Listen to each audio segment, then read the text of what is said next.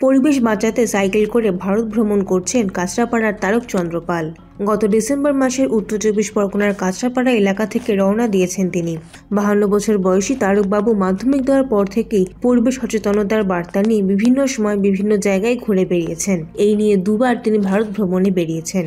পরিবেশ রক্ষার জন্য এমনই পাগল তিনি যে তার জন্য নিজের চাকরিও তিনি ছেড়ে দিয়েছেন। তারকবাবু তার এই সফরের মাঝখানে বিভিন্ন স্কুল কলেজে সচেতনতা ছড়িয়ে আসেন। তিনি বোঝানোর চেষ্টা করেন যে আমাদের এই পৃথিবীতে পরিবেশের জন্য দায়িত্ব আমাদের কতটা। ছাত্রছাত্রীদের পরিবেশ সচেতনতার কথাও বোঝান তিনি। পশ্চিমবঙ্গের ঝাড়গ্রাম জেলার পর এবার তিনি যাবেন ওড়িশাতে। সেখান থেকে ঘুরে বেড়াবেন দক্ষিণ ভারতের বিভিন্ন এলাকা। এটা আমার দ্বিতীয় অল ইন্ডিয়া অভিযান সারা ভারতবর্ষ।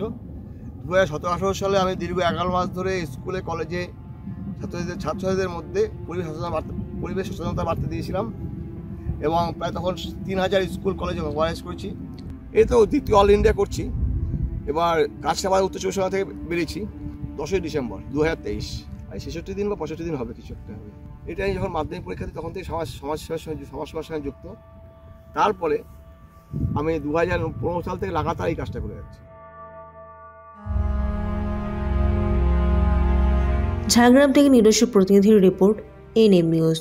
আরও খবরের আপডেট পেতে সাবস্ক্রাইব করুন আমাদের ইউটিউব চ্যানেলটি আর বেল আইকনে ক্লিক করুন নোটিফিকেশনস পেতে।